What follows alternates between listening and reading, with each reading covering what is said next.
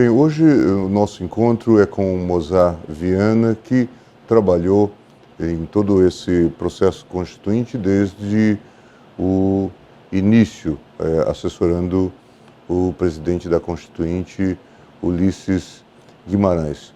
Foi certamente, Mozart, um momento muito peculiar, né? Certamente, com toda a vivência que teve, né, no parlamento, certamente esta foi uma experiência bastante marcante. Foi uma experiência marcante, riquíssima e, sobretudo, prazerosa, né?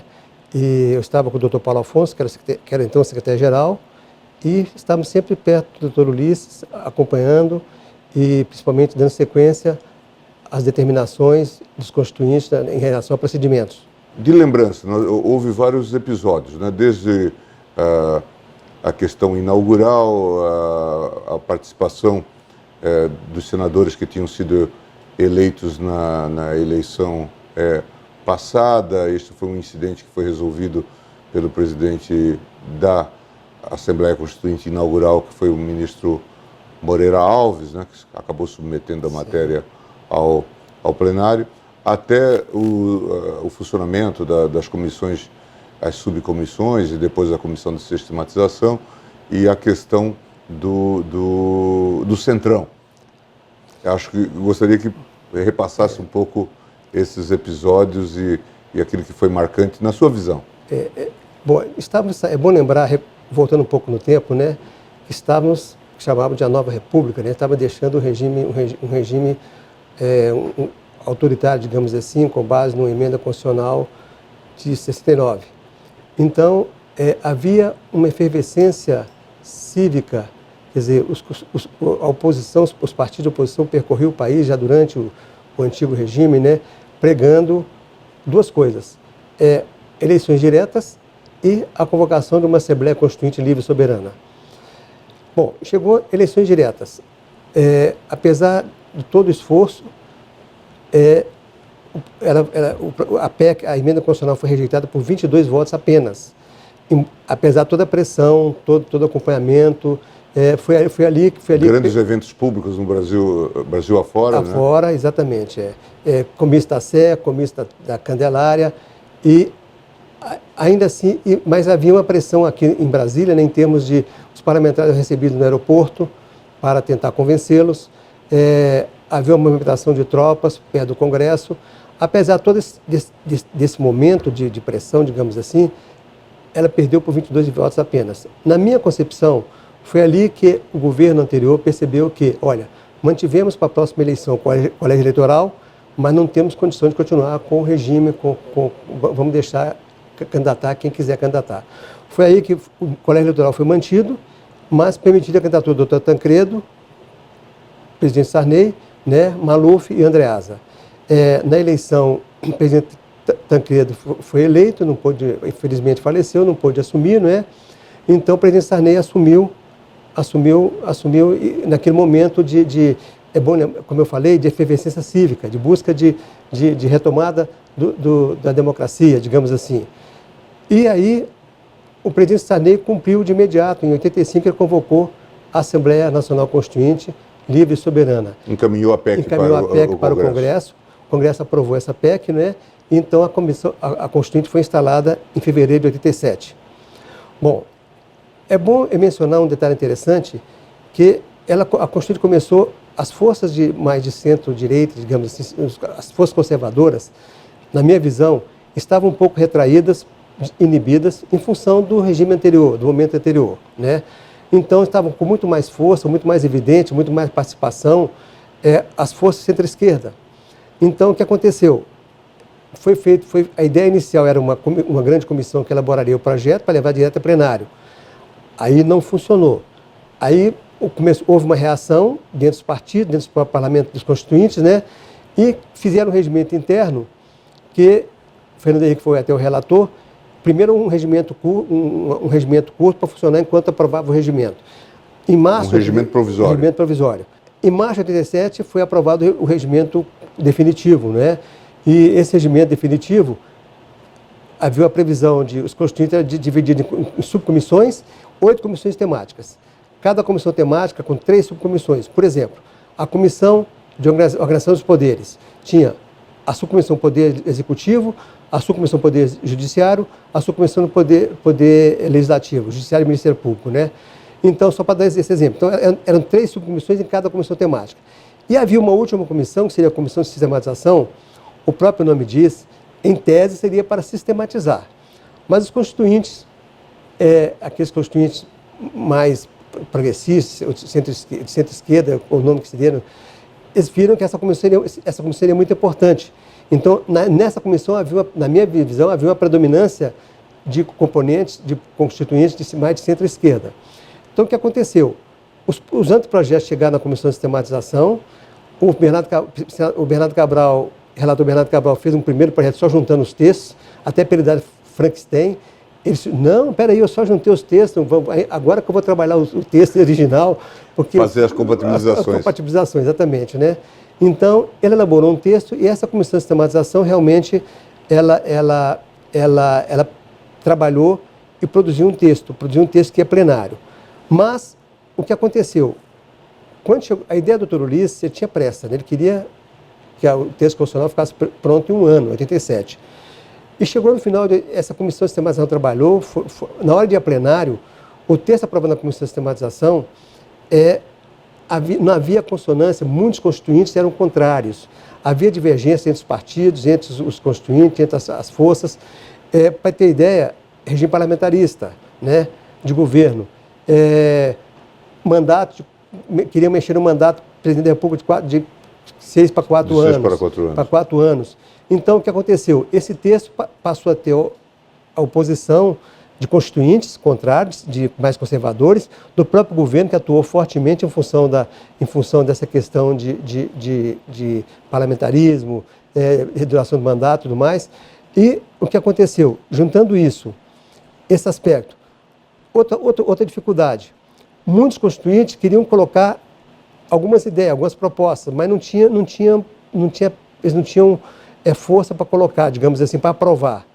Mas perceberam que tinham para atrapalhar, eventualmente, 10 votos poderiam ser fundamentais num texto. Então, eles bateram o pé, queremos que coloque esse nosso texto. Daí que surgiu uma saída do Dr. Ulisses, os constituintes acharam, as lideranças do Dr. Ulisses, que foi inserir muitos dispositivos no texto constitucional, mas sujeito à regulamentação posterior. Então, essa Constituição ela foi promulgada com mais de 300 dispositivos a serem regulamentados posteriormente. Mais de 300 a serem regulamentados. Então, não é porque o Congresso não funcionou bem, é porque realmente era matéria polêmica. Outro aspecto... Uma coisa para projetar um acordo no tempo. No tempo, ou seja, colocava dispositivo, mas sujeito à regulamentação posterior. Então, muitos dispositivos foram regulamentados, outros estão se regulamentados até hoje, independente de regulamentação.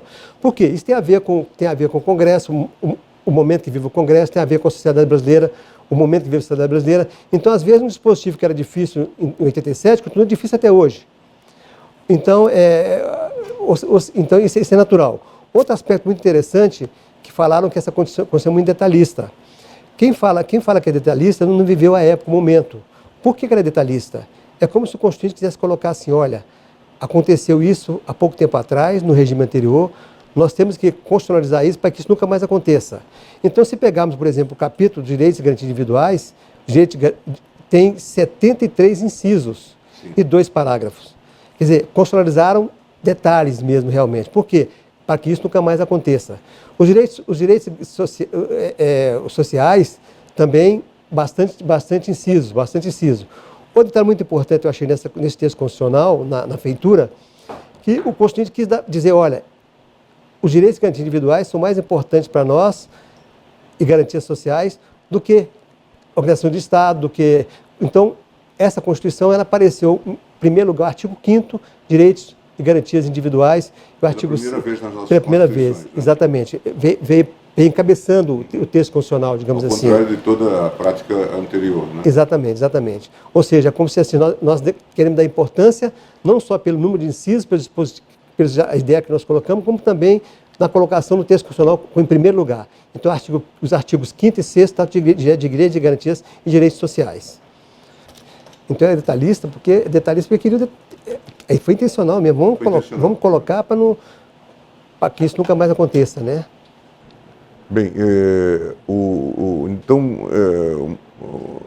Mozart explicava-nos que o detalhismo não foi um acidente, mas foi uma opção, e que de alguma forma o Constituinte timbrou por dar uma resposta, não é, às práticas anteriores, às práticas autoritárias, daí talvez o detalhismo de toda a Constituição, mas especialmente do capítulo dos direitos fundamentais.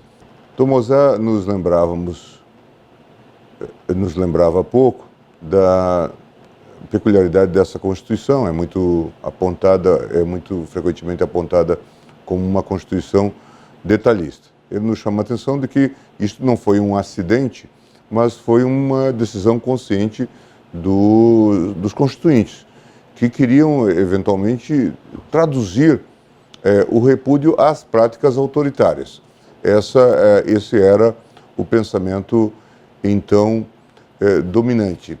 Eu queria pontuar duas questões, Tomada. Primeiro, houve antes, se a gente fizer uma viagem, houve antes aquela comissão designada ainda pelo Dr. Tancredo, a chamada Comissão dos Notáveis, que elaborou um trabalho e levou isso a cabo. Isto foi submetido à Constituinte, não é? Mas isto não foi, de certa forma, não se trabalhou, como já foi destacado aqui, a partir de um pré-projeto. Daí toda essa fragmentação e o projeto Frankenstein. Por outro lado, eu perguntava, a maioria dos constituintes era do MDB. E como isso influenciou todo o processo? A comissão que o presidente, com a melhor das intenções, criou, era para elaborar um anteprojeto de Constituição para que servisse de início para os constituintes. Mas esse texto não agradou nem o presidente Sarney na época, né? Ele não encaminhou, publicou, mas não encaminhou. E também eu estava lá por outras vias, chegou um dia no Dr. Ulisses, eu estava no gabinete com ele, Dr. Paulo Afonso, ele recebeu, agradeceu, eu falei assim, não, guarda lá, nós vamos começar do zero. Então, essa Constituição, a elaboração dessa Constituição começou realmente do zero, ou seja, começou de emendas populares, foi a primeira Constituição da República a ter a participação direta da população com emendas populares previstas no regimento, não foi por acaso, entregue lá como previsto no regimento, com 30 mil assinaturas. Depois, partiu do zero. Os constituintes também, aí chegamos à parte da elaboração. O que aconteceu? Durante a sua elaboração, o MDB, realmente, o senhor falou bem, era o maior partido. Mas, dentro do MDB, havia divergências, havia os deputados mais de progressistas, digamos assim, que alguns chamam de progressistas, outros de esquerda, centro-esquerda, outros mais conservadores. Então, havia divergência entre os partidos, dentro dos próprios partidos. Então, era uma incerteza muito grande assim, em relação ao processo de elaboração. Não dá para ter segurança ao votar um projeto ou emenda do resultado da votação, porque havia também a influência do governador dos estados, porque tinha a ver com a questão dos estados e municípios também, né? Então, atuavam. Então, no Congresso circulavam mais ou menos 10 mil pessoas por dia naquele período. Foi um período riquíssimo de participação. Os constituintes recebiam o cidadão comum, a autoridade, os ministros, o próprio executivo, os governadores, os representantes dos estados também, né? Então, foi um momento muito rico. Então, foi possível elaborar tanto é que chegou no final de 87, o jogo foi zerado. Por quê? Fez-se uma alteração no regimento, foi a resolução número 3, em que permitiram-se novas emendas, as chamadas, só veja bem, emendas coletivas. A emenda coletiva, assinada por maioria absoluta dos constituintes, elas teriam preferência automática na votação do texto da Comissão de Sistematização. Veja como a coisa realmente... Então, o que aconteceu com o Centrão? Elaborou emendas coletivas para cada um dos capítulos. para cada um dos capítulos. Claro, não conseguiram aprovar todas, mas conseguiram alterar o jogo. Então, praticamente, final de 87, início de 88, o jogo foi zerado, começou-se um novo processo de elaboração com essas novas emendas. Outra coisa interessante, nessa hora surgiu o chamado DVS, de destaque de bancada. O que estava construído? Se fosse votar o texto da sistematização, aprovando o texto global, quem quisesse retirar um artigo teria o ônus de colocar a maioria para retirar. Maioria absoluta. Absoluta para retirar. O pessoal que era centrão, opa, aí nós vamos, para a gente votar a favor, vamos ficar prejudicados para retirar alguma coisa. Entrou o DVS de bancada. O que é o DVS de bancada?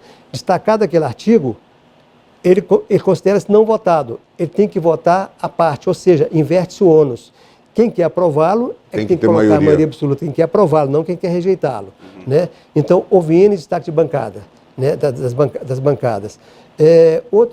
Outra questão também que... Isso em relação ao texto da sistematização. Da sistematização. Né? E bom lembrar, então, que em cada capítulo podiam entrar emendas coletivas, substitutivas de cada capítulo. E se fosse coletiva, preencheu o apoiamento, ela tinha preferência na votação, preferência automática sobre o texto da sistematização.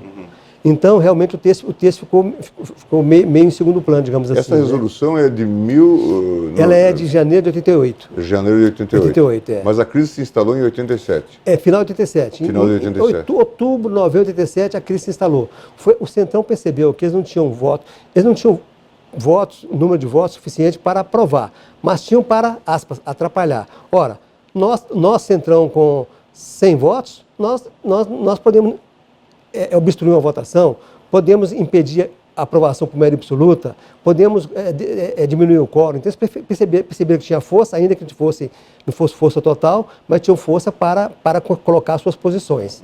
Foi isso que gerou essa negociação.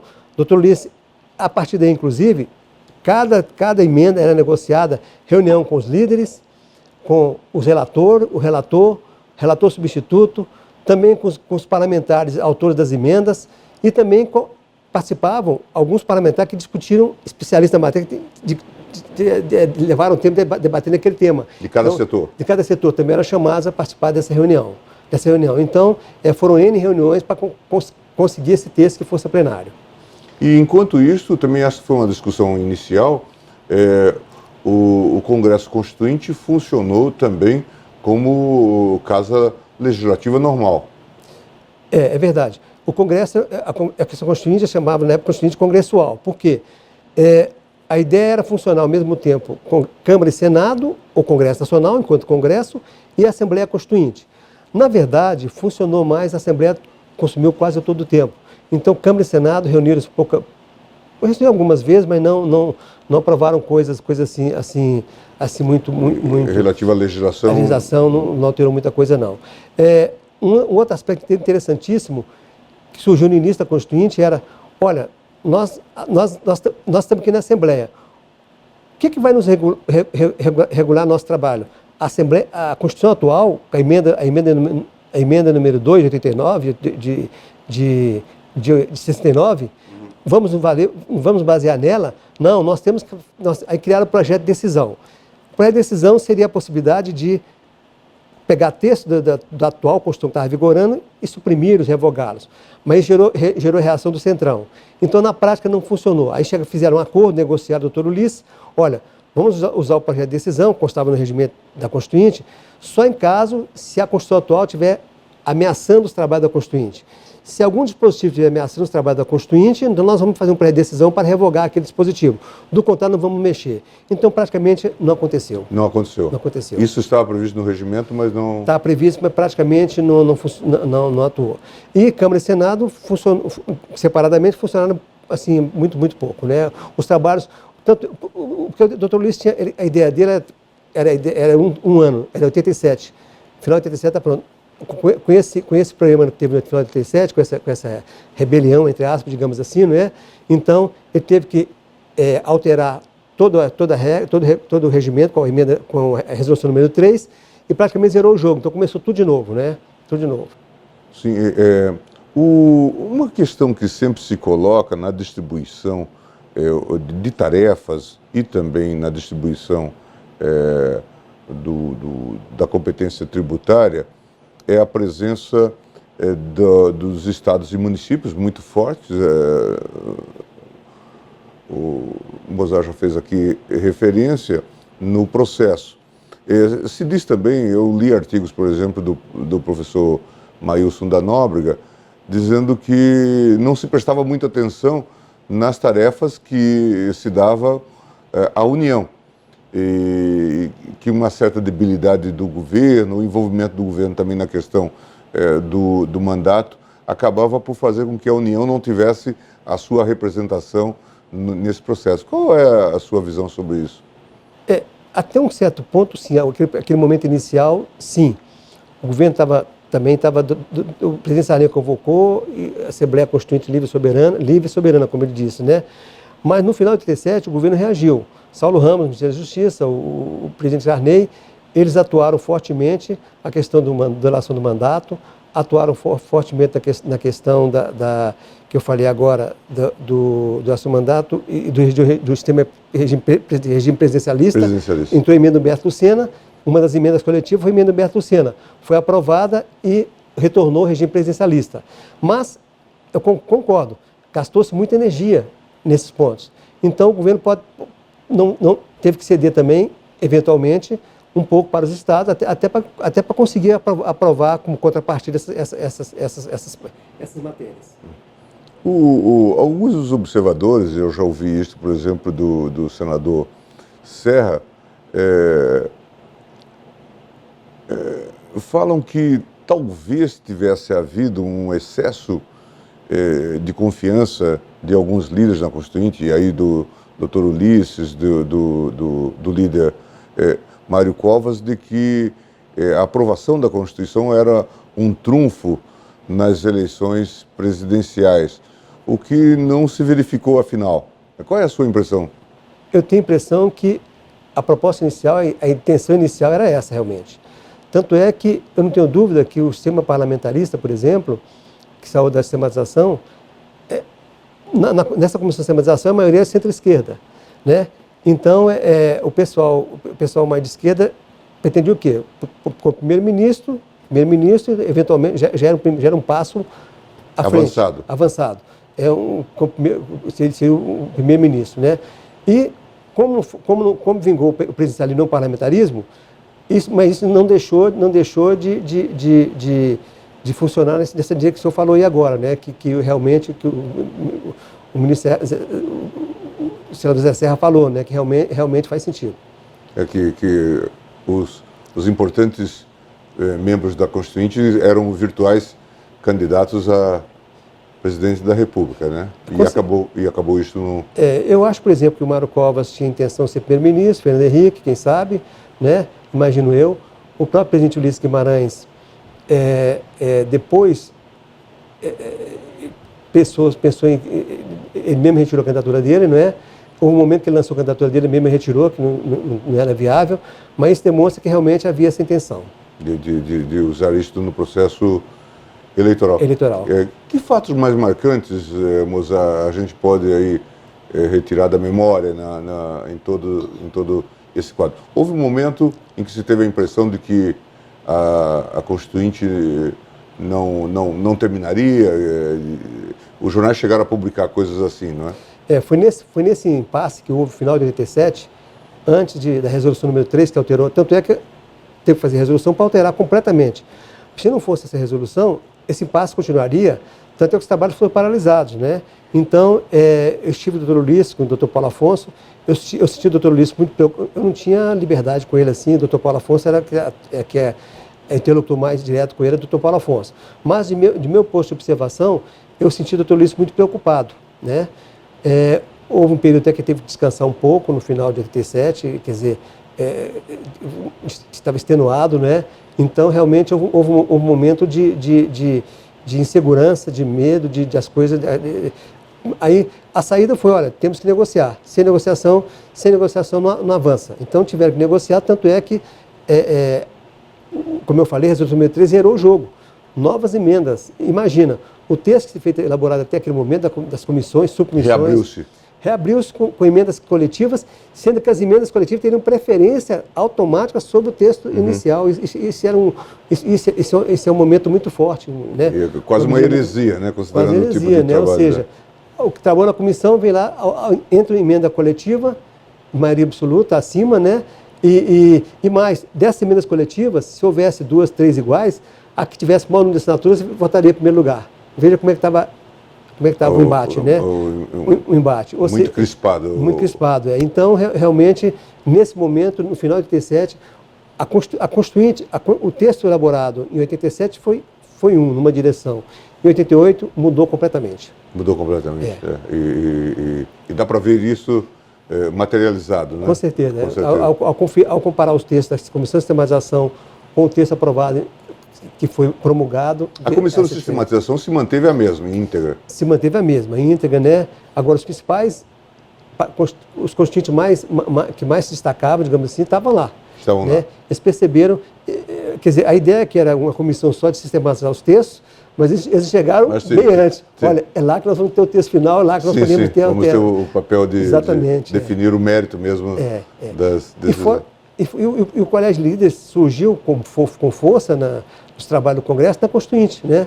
Foi ali que o Dr. Ulisses criou o Colégio de Líderes, convocou os líderes, então cada votação era precedida... O Colégio de Líderes foi depois, então, da criação do Centrão. Foi do Centrão, exatamente, Exatamente. Aí chamou essa reunião, o Colégio de Líderes, e nessas reuniões houve N decisões, encaminhamentos de matéria, encaminhamento de votação, direcionamento da matéria em plenário, fruto dessas reuniões. Quem são os principais nomes do Centrão?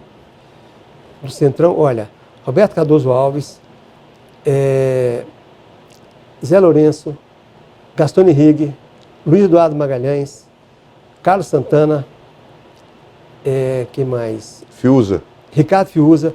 O deputado Ricardo Fiuza, eu não me esqueço nunca, no final de 87, um dia ele entra no plenário, numa sessão da Constituinte, ele entra no fundo, no meio do plenário, com um cartaz de papelão, caixa de papelão rasgada, amarrado com barbante no pescoço e com pincel atômico escrito assim, Centrão, 2 pontos, uma obra de engenharia política. Ele adentrou o plenário com esse cartaz, pendurado no pescoço. Naquele momento, eles já sentiam que lograriam êxito nos seus trabalhos. Nos seus trabalhos. Isso, E depois portanto, início de 88, retomam-se os trabalhos já com esta nova perspectiva. 88 começou já com a primeira coisa foi aprovar a resolução, que é a resolução número 3, que alterava o rito, né, os procedimentos. A partir daí, então, aprovada a resolução, retomaram os seus procedimentos nesse novo rito. E além da questão do regime de governo e também da questão do mandato, o Centrão atuou também nas questões econômicas, sociais? Sim, os capítulos dos direitos sociais, direitos econômicos, direito econômico e direitos sociais, o Centrão atuou fortemente. Fortemente, porque havia uma proposta inicial que veio da sistematização que não agradava, né? Então, eles atuaram para alterar esses capítulos. Marcadamente focados nessa questão. Direito econômico, né? E direito econômico e direito... Os direitos sociais... Direitos sociais e econômicos, exatamente. Sociais e econômicos. Nós estamos discutindo também e estamos até consolidando textos do professor e deputado constituinte Roberto Campos, que teve uma participação, especialmente nas questões econômicas, né?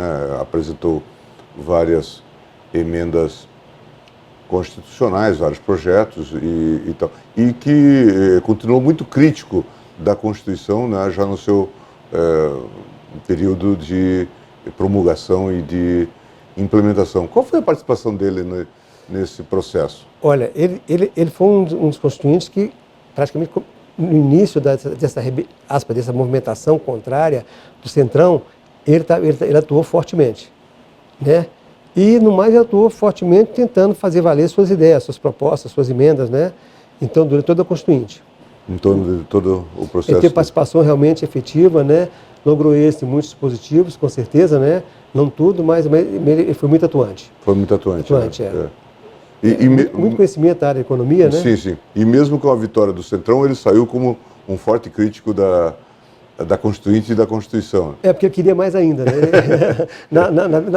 No conhecimento dele, que ele era que é um supra-sumo de direito econômico, né? Então, no conhecimento dele, ele enxergava mais coisa que poderia ser feito e não foi feito. Né? Por isso que ele e lamentou muito também o excesso de regulação, né, do texto.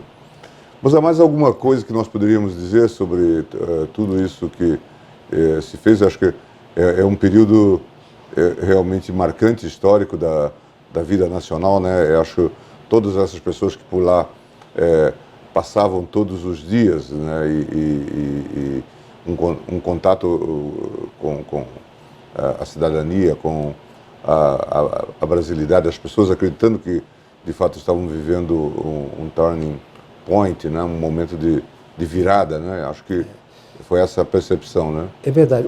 Só um detalhe que eu esqueci de mencionar, anteriormente, uma outra medida que descobriu-se na Constituinte, a chamada fusão de emendas. Porque o que acontece? Ia plenário as emendas, zerou o jogo, novas emendas, destaques, mas ainda assim, na negociação em plenário, na hora surgiu uma ideia, uma proposta que não tinha redação, emenda nenhuma, idêntica. Onde é que vamos buscar esse texto? Para destacar. Aí criaram a chamada fusão de emendas, que permite construir, elaborar um texto com base em matéria pré-existente para poder... Então, muitos dispositivos surgiram de fusão de emendas. A Câmara gostou tanto disso que adotou no regimento da Câmara a emenda aglutinativa. Sim. Isso é resultado da Constituinte.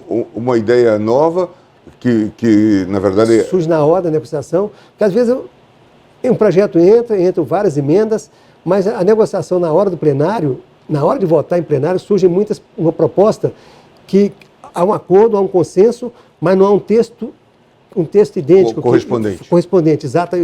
Tem que ser um texto baseado, trata do assunto, mas às vezes tem uma expressão, às vezes tem uma que não tem. Temos que colocar essa expressão, buscar onde? Não tem emenda. Então, permitiu-se criar, naquela época, a fusão de emendas.